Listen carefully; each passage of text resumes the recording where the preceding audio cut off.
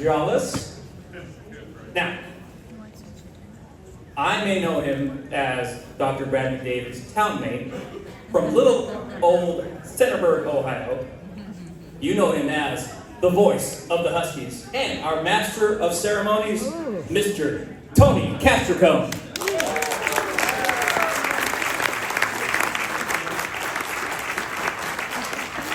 Hey everybody, good evening. Good evening. Man, we are 10 days away from getting this thing started. College football is back on Montlake, and I cannot wait to get this thing started. I love this event every year. Lewis, thanks for having me. Dr. Jollis, thanks for having me. I appreciate the invite. It's an honor to be a part of this event every year. The energy and the spirit of this room is so good. It's infectious. And as Lewis mentioned, I am from Centerburg, Ohio, which is the same one stoplight, 1,000 person hometown as one Dr. Brad McDavid. So we're from the same place, cut from the same cloth, middle of nowhere, and you can't really help where you're from. So I want to preface this by saying that. But my passion and love for college marching bands goes all the way back. And I mean like all the way back. Because what I've got here, my mom sent me today, are photos of me in my Halloween outfit when I was 3 years old. And I was a member of the marching band of, let's call it Columbus State Community College.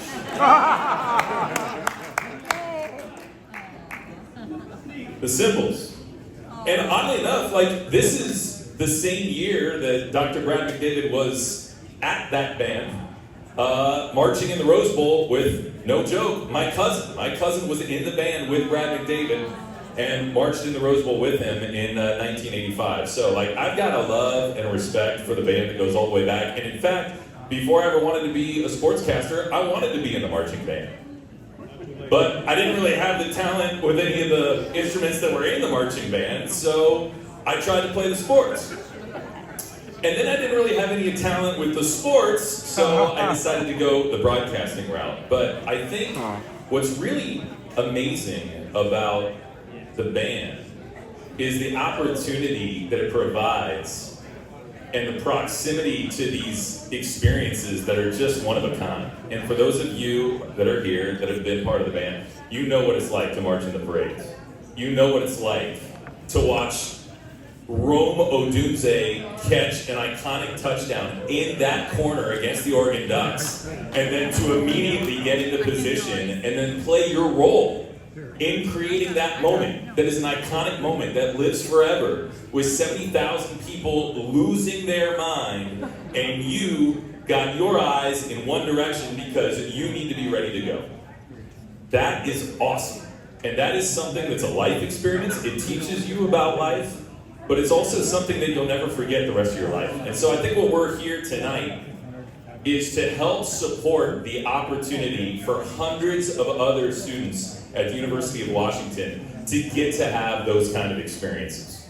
They don't get to have those without you, because as you just heard Dr. Jollis say, this is expensive stuff, right? But I'll tell you, in my sportscasting career, because I knew I had to have a career around sports, and I knew I was going to give everything I had to make a career of sports, no matter how untalented I was at marching band instruments, no matter how bad my jump shot was broke, no matter how skinny I was and not allowed to go out for the football team, I was going to have a career in sports. And so the first time I got to be a sideline reporter on a TV broadcast, I remember having an earpiece in my ear and the director saying, "Go to Tony on the sideline," and I could hear the play-by-play announcer was about ready to pitch it to me. And it was Ohio University versus Kent State. And Kent State had just gotten a first down, and I was right by their marching band.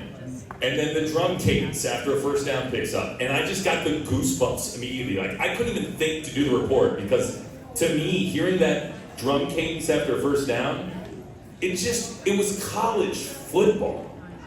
And I remember going to my first NFL game and realizing, like, yeah, Browns versus Steelers, that's cool, but where's the marching band? Yeah, exactly. Like, without the marching band, it just didn't feel right. It was sterile. It was corporate. It's not collegiate. And no matter what people might say about pairs get played now, the game's changing, it's evolving, to me, the marching band is what makes this thing collegiate. It's what separates, it's what differentiates the University of Washington from the Seattle Seahawks in a way that I love Washington more. Like, that's me. And I think that's how I am too.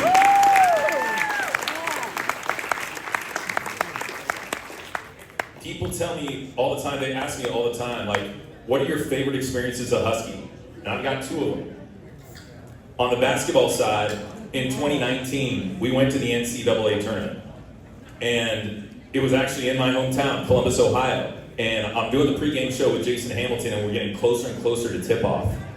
And I'll never forget when, like, we're going through the starting lineups and everything, and we're, like, right by the marching band. Like, Brad McDavid's right there, I can see him, and I'm reading the starting lineups. We're getting ready to go against Utah State on national television, and we're doing the game on the radio. And then Brad strikes up the band for da-da-da-da-da-da-da-da-da, and I stopped. I just had to stop. I got goosebumps. And it was like, we're really here. We're at the NCAA tournament. That's a band moment. And in the football side, you know, unforgettable memory of being in NRG Stadium, and I had this like 3-minute intro to the national championship game that I just like practiced over and over again. I poured over this thing. I wrote it the best I could, and I wanted to nail this thing. And I remember like 72,000 people in the stadium. The place is electric, it's buzzing, and the band is on the field, and it's playing Tequila, and then it goes into Bow Down to Washington as I'm reading this intro. And I just remember saying, live from Houston, Texas, this is the national championship game. And hearing the marching band in the background while I got to say those words is like bucket list checks, man. Like the absolute coolest thing in the world. And so again, I'm here to tell you that like those are things that money can't buy. Those are experiences that will stick with you forever. Those are foundational. And your generosity tonight gives those to hundreds of Huskies. And so thank you for being here, and thank you for your generosity here this evening. All right, so that's my spiel. And now, for the people that you really want to hear from.